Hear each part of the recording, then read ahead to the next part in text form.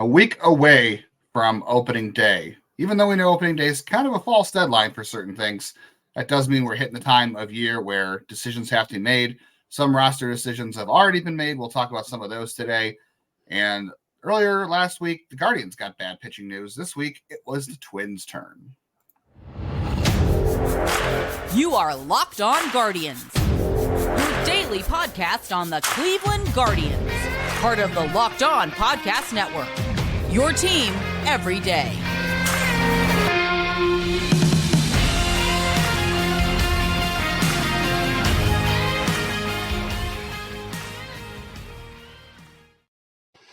Hello, everyone. Welcome to the show. I am Jeff Catboy Ellis. Over there is Justin. Zippy. I just had to laugh. Someone used the expression "catboy" as an insult today. I'll take it. I mean, I don't think I like cats. I don't consider this an insult. But yeah, that's the only reason we have any ratings. Is yeah, cat, I mean, I got a Ninja Turtles arcade us. Machine and a cat on it. Like that's the only reason anybody's watching the show. But obviously. For who am I? So I started out at Indians Prospect Insider, became Indians Baseball Insider. Then I got hired by Scouts to replace Kylie McDaniel as their lead draft and prospect analyst. And then Scout got bought by 24/7. Then 24/7 decided to cut baseball. And I was one of the first people they recruited to do the Locked On Podcast Network. And 1,200 episodes later, here I am. Jeff is still here. I'm Justin Ladd. I was also at Indians Baseball Insider, not at the same time Jeff was, and then it became Guardians Baseball Insider, where I was the managing editor for a little bit there. I've also covered the Cleveland farm system going back all the way to 2007 to now, freelancing for different websites, including the News Herald in Willoughby and the Lorraine Morning Journal, all that fun stuff. And I'm here now with you, Jeff, and I run my own newsletter, and I also write a Prospects Live. So lots of fun overlap. People always ask, why do we do this? Because we might have new listeners, people who haven't listened to us before, who are like, who are these guys? And why should I care about what they think about the Guardians or baseball at all? That's why they tell us to do that, just in case we have new listeners. A guy we should talk about a little more today, because, he's got a decision coming up this week. But first, it's Carlos Carrasco's 37th birthday as you're listening to this. Happy birthday, Carlos Carrasco. Obviously, we've missed some birthdays this month. I think today or yesterday's was Jose Tena. I know Tanner Bibes was this month as well. So happy birthday to all those guys. I'm sure there's some other ones too. But a player who, if we based roster space on how spring training went, would have never pitched a game for the Guardians. Yeah, Carlos Carrasco has never been a good spring training pitcher, and we're going to talk about spring training stats and just some of the talk around it and what people are assessing, what people are taking away from spring training performance. We'll talk about some of that today, but first is roster decisions, and one of those does involve Carlos Carrasco. So he is, I'm going to get technical here for a second. He is an Article XXB minor league free agent, which means he has some opt-outs in his contract as a minor league free agent, which the first of which starts 5 days before opening day. So as of Friday, Carlos can opt out of his contract if he has a better opportunity, if he's not going to make the Guardians opening day roster. Those are all impactful things. So, and those have 3 starting points too, or 3 times you can do it. You can opt out 5 days before opening day. So I think that's Saturday, not Friday. So I think that's Saturday. So it's this week, Saturday. May 1st and June 1st are opt out days for him if he decides he wants to go to Columbus. So I guess the real question is, given that Saturday is the day, Carrasco is going to pitch on Thursday as you're listening to this and you're probably watching basketball tournament games. He's going to pitch Thursday. Do we think he's going to make the roster? Because let's look at it this way. They need a short-term fill-in for Gavin Williams, probably at least 2 starts. They need at least 2 bullpen spots to be filled. One of those 2 spots one of those 3, 2 bullpen spots plus the 5th spot in the rotation. One of those 3 is going to be filled by Ben Lively, so that's 2 spots. And there's another guy we'll talk about on this list too. Do we think Carlos Carrasco is making the roster? I still don't think he is. I think there was very, very low demand for his services, and I don't think he's going to opt out. I think, Columbus is a wonderful city. I have plenty of family, or not Do we family, think he'll go to friends. Columbus though if he is That's not, what I'm does not saying. make the roster? If he doesn't make the roster, he gets to go to Columbus and hang out. And it's a fantastic place. Will he? But would he I do think that? so. I think he would, because I think eventually he'll get his opportunity this year.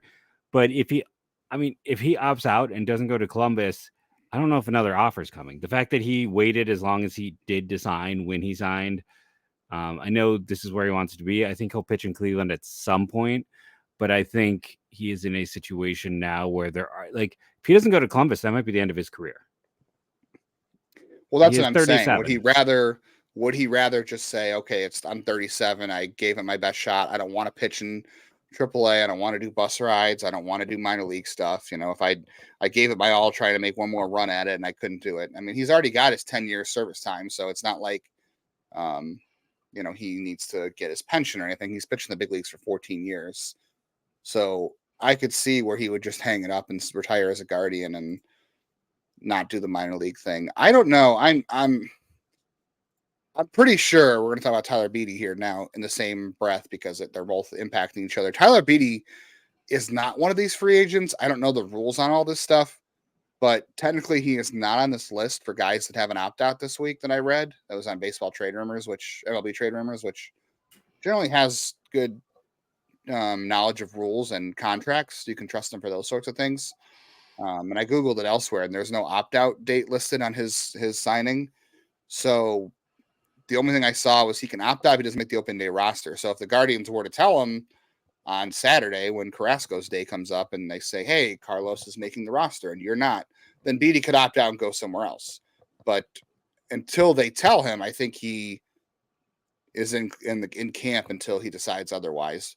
And I feel pretty good about saying at this point Beede is going to make the roster, just the way they've talked about him this spring, the improvements he's made over the offseason, and just what they like about him. His last start was pretty good. They said he needed to attack hitters more. He would get ahead 0-2 and then would kind of nibble a little bit instead of attacking hitters.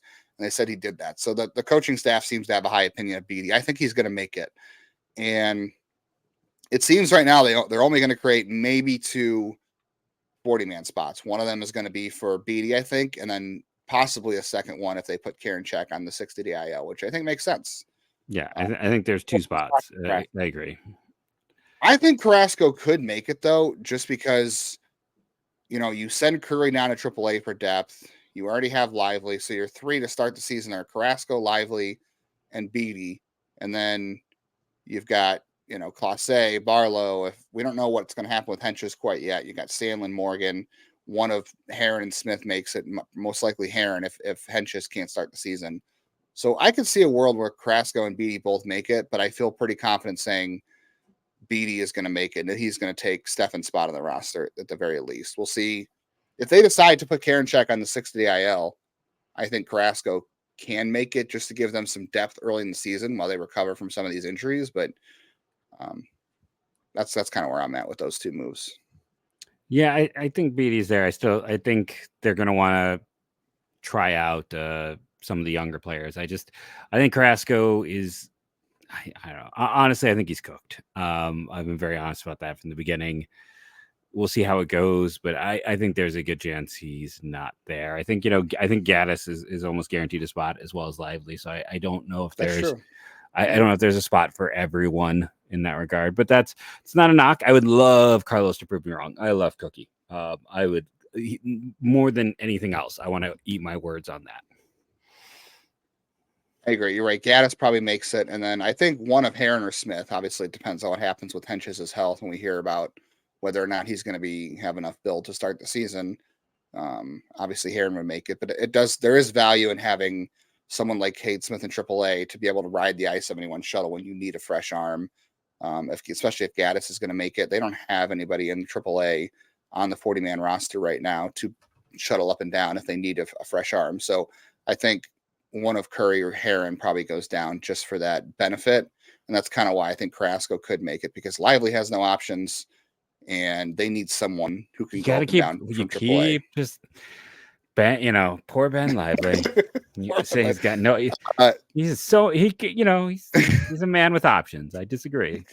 I'm sure he's got options. Got a lot of great tattoos I saw when I was in Goodyear. Real quickly, Kyle Manzardo sent down this week. I think a lot of people, some people were mad, some people were most people weren't surprised, and I think everybody knew this was kind of coming. But really, what that means is Davis and De Los Santos makes the team. These two guys, their roster spots on the open day roster were tied together, and I think barring an absolute disaster, we can't really say whether or not De Los Santos' spring training was a disaster because we just don't know. Like, we're going to talk about spring training stats in the next segment, but it always seemed like, unless the worst case scenario happened, De Los Santos was always going to get, a month, 6-week tryout in Cleveland, and that meant Manzardo was going to AAA. I don't think he'll be up until May. Yeah, at this point, since he is not here, it feels like also not in the 40, by the way. Yeah, talk about 40-man spots. If they want to bring him up at any point, he has got to be. They got to make a 40-man spot, and I think that's also a factor in this as well. Yeah, I think so. And now that he didn't make the team, there is no incentive to call him up when he's even slightly at risk of being, Super 2 eligible or losing a year of service time. So I'm pretty sure you can just count on him being a guy. And basically, this is the same reason that Florio is going to make this team. I mean, they actually gave up, they gave 50,000.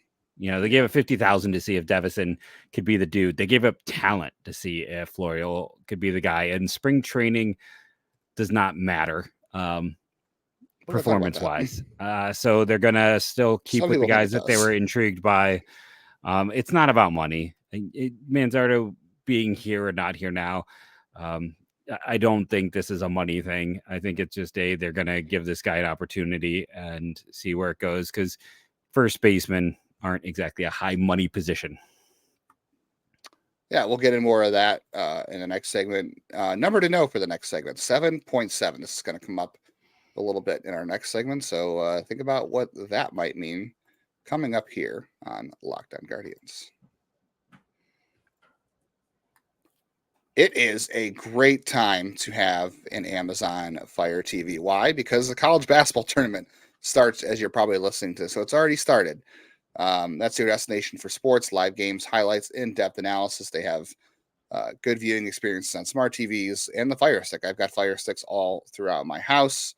They recently also created Fire TV channels to deliver a constant supply of the latest videos of your favorite sports brands for free. Can't get better than that. Free is always tastes the best. Free always sounds the best, always looks the best, right? Includes all of us at Locked On Guardians. You can watch us for free because, we're so valuable. Most of the things is they have pro leagues and college conferences. So obviously the tournament coming up, March Madness, the NBA, MLB, not to mention news, entertainment, gaming, travel, cooking videos as well. Check out Fire TV channels on Fire TV and Alexa devices. If you haven't checked out Fire TV channels, you should. Trust us on this. To learn more, visit Amazon.com/LockedOnFireTV. While you are watching those games on your Amazon Fire TV, check out FanDuel. If you're a new customer, this is the time to get in. It is the NCAA tournament. Say goodbye to busted brackets. FanDuel lets you bet on every game of the tournament.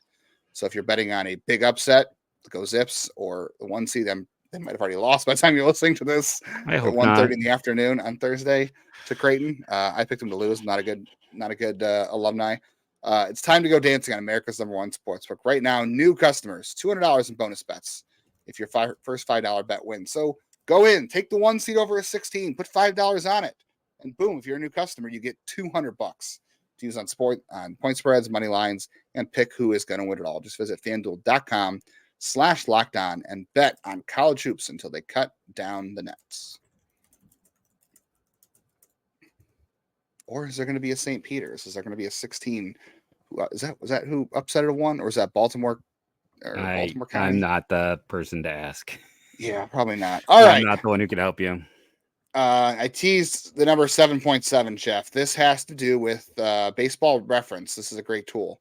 They have opposing quality pitchers. So based on a 1 to 10 scale, they rank 1, the opposing opposing pitcher is a bat or whatever. It's not a good player. 1 to 3 is like a short season player. 4 is like a full season A. 5 is high A, where Chase DeLauter was last year. 10 is MLB. This spring, Chase DeLauter's quality of opposing pitchers faced is a 7.7, so slightly below AAA.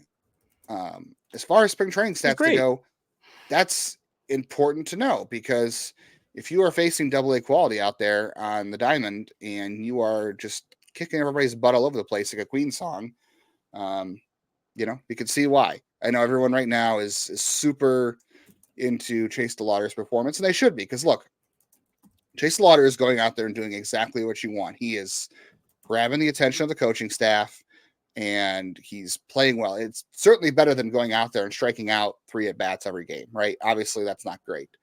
But it doesn't really mean anything in the long term. I mean, first of all, he is not a non-roster invitee. He is up from minor league camp, so people are saying, oh, he hasn't been reassigned yet. He hasn't been sent down, so there's a chance. He is not even in Major League camp. He is up from depth camp. He continues to work out with the Major League team. This has been said since like a month ago. So I know everyone's going to say too negative. We should never get excited about prospects because you're telling us right now not even think about him making the opening day roster. It's probably not even good for the Guardians and for Chase DeLauter to make the opening day roster. I know some people are saying, well, other teams make exceptions for really good players. Spring training performance doesn't matter. Chase DeLauter he's got 25 at bats this spring. He could be 25 for 25 with 25 home runs, and it would not matter. I mean, maybe that would be wild, but hypothetically speaking, it does not matter. Because he has like 7 at bats above high A. This is a guy who played 50 games in college. He's never played a full season of baseball. No.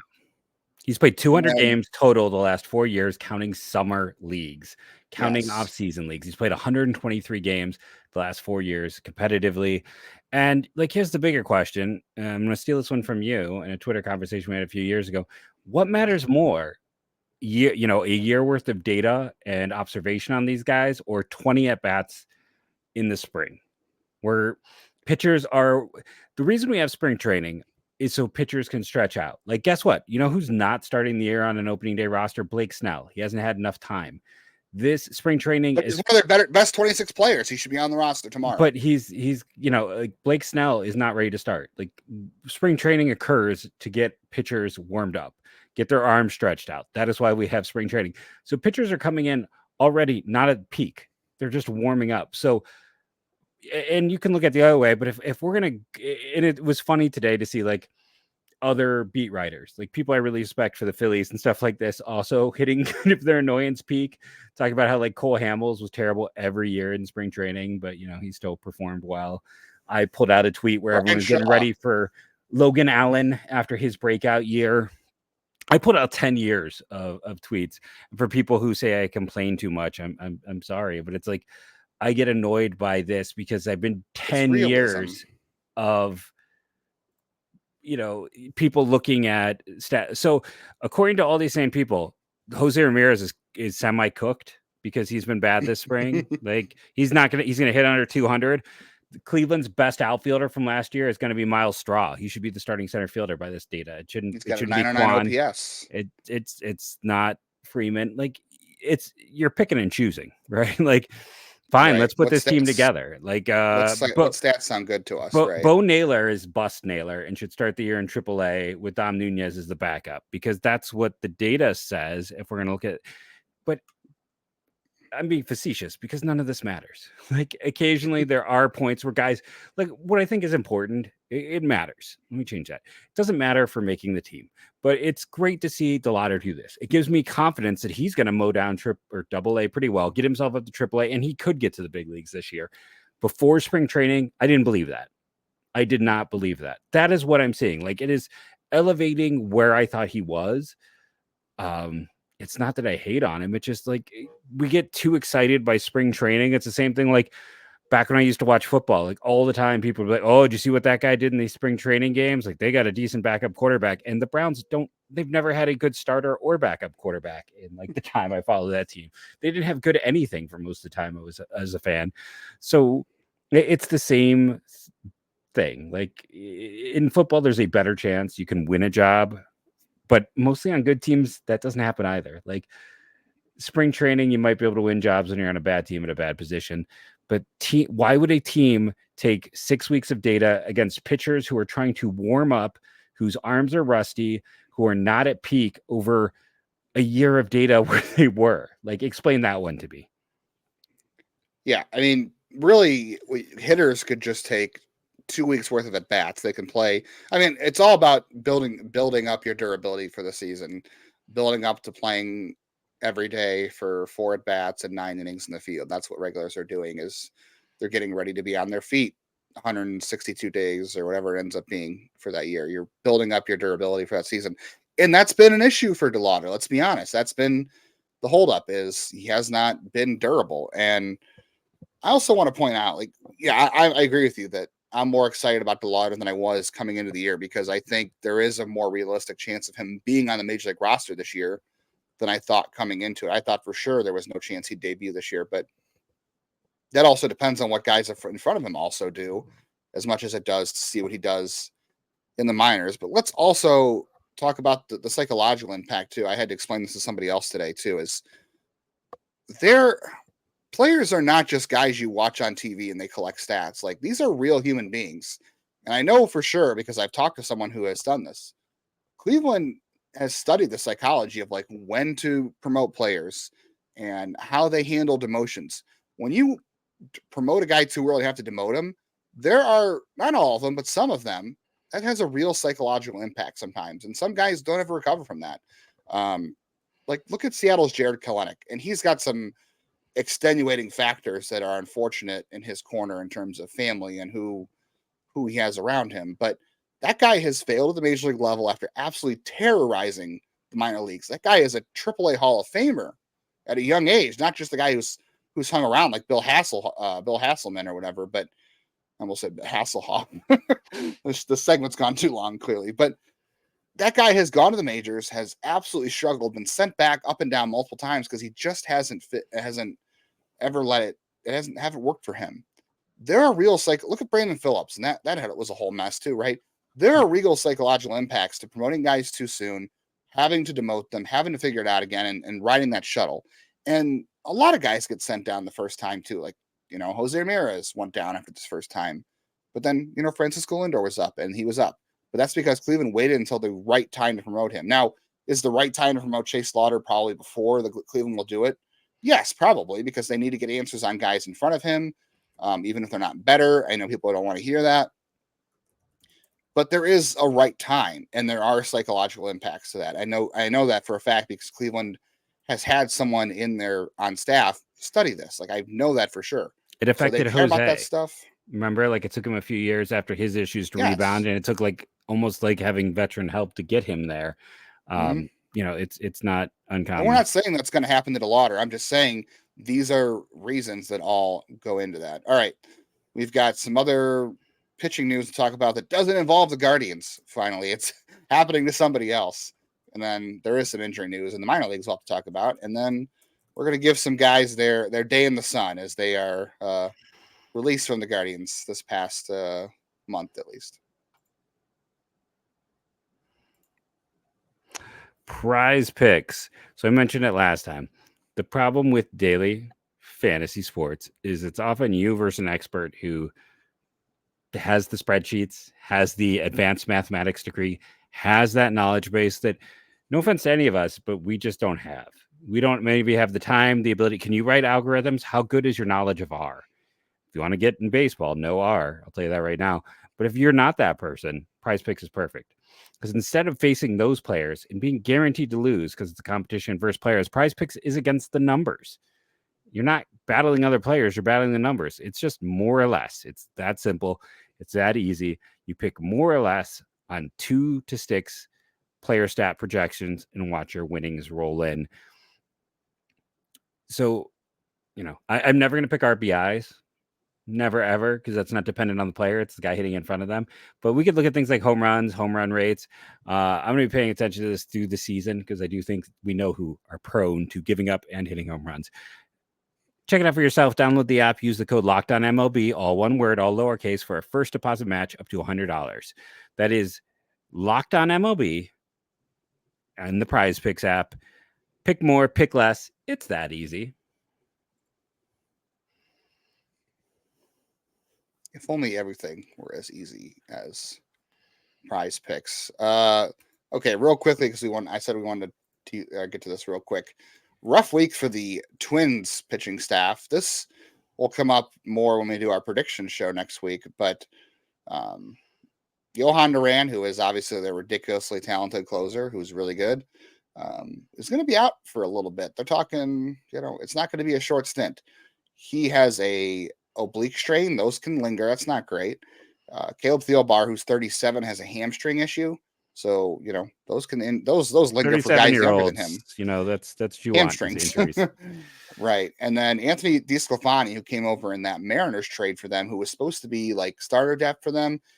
He is going to be out for the season now. He was out all last year too, so he is not healthy. So they've got a couple of injuries there, and I saw that Matt Cantorino, who was one of their depth starters in AAA, he's got a shoulder issue. He had Tommy John last year. His comeback was halted by a shoulder strain. So Minnesota's pitching depth also a little bit scary too. They have Simeon Woods Richardson in AAA. I know people like David Festa a little bit. Probably a reliever though. So their rotation right now is Pablo Lopez, who's obviously great. Joe Ryan, who I like a lot, but had a rough second half. Bailey Ober, who's solid. Right now, their fourth projected starter is Chris Paddock. And then Louis Varland is their fifth starter. I like Louis Varland, actually, and I think he's going to have a good year. But, Minnesota writers were saying that this was a little bit earlier. They wanted their depth tested, which is true for everybody. So, the Guardians are not the only team handling pitching injuries right now. And this worse for both. Either team could be the Marlins, who... it's rough. Things are so bad. Yeah. So Cleveland and the Twins, they're a little more evenly matched right now because both teams have a couple of pitching problems. So at least this week it's the Twins' turn. Real quickly then, because I know Jeff wants to get into just talking about some guys that were released from the system this week. I always like to give everyone some shine. Yes. There were some injury news today. There was some injury news today to talk about in the minor league system. So Justin Campbell was put on the full season injured list. Obviously, there's been rumors out there about him and Tommy John. I said last week that Chris Antonelli wouldn't confirm what the next steps were for him, but they were going through that, and he wasn't expected to pitch in the near future. So the fact that he's on the full season IL suggests that he's having other surgeries out for the year. Reed Johnson is also on the full season injured list too. He was a guy that was a part of that 21 draft class who had some interesting stuff. Big size, kind of a fastball slider kind of guy. Could have been a reliever. He did not have a great year at Lake County last year, but maybe he was hurt. I don't know. So he's out for the year. Jerson Ramirez out for the second year in a row. He's in the full season injured list. He was out all of last year too. So this is going to be his second straight year. I thought for a while Jerson Ramirez was going to move up quickly. He had like two different sliders he threw, and they were both frisbees. They were great pitches. He was one of the great minor league relievers a couple of years ago, but 2 years out of action, I don't think it's going to end well for him. And then Gio Rivera, who was it 2019? He was a 2019 pick. Am I right? Yes, he was a 2019 pick. He has not pitched the pro level yet. He is on the injured list too. Again, we have not. He had Tommy John last August. Dude looks strong though. Like he throws hard. He had great data at his JUCO level. The picture of him post Tommy John, like his muscle is like, it's not Yandy Diaz, but it's not far away. So just, we're wishing Gio Rivera. I know in the past some of his family has listened to the show. I want to see this dude get healthy and pitch. He's not going to pitch this year, but he is a deep sleeper to keep in your mind. I guess I'll jump in here. Best of luck going forward. I always like to shine some lights. Some of these guys I don't have as much on, so I'm going to kind of go through quickly. Adrian Rodriguez is a 23-year-old right-handed pitcher who never got out of the rookie leagues, who was let go earlier this month. Has been pitching in the minors since 2019, or in the at least the Dominican Summer League since 2019. And of course, now my computer is going to freeze as I'm trying to do this. Victor Planchard was a catcher, but mostly a first baseman. I liked him because he was 5'6", 22 years of age, soon to be 23. I like the short kings. Go trade for Jorge Basella from Arizona, right? Go draft Slade. Convince Slade Caldwell that he doesn't want to go anywhere else. From the Mariners, Ryan something. But Planchard got up to high A. He's one of the more successful guys on this list. It was never easy for him offensively though, and he didn't Why is my computer going so slow?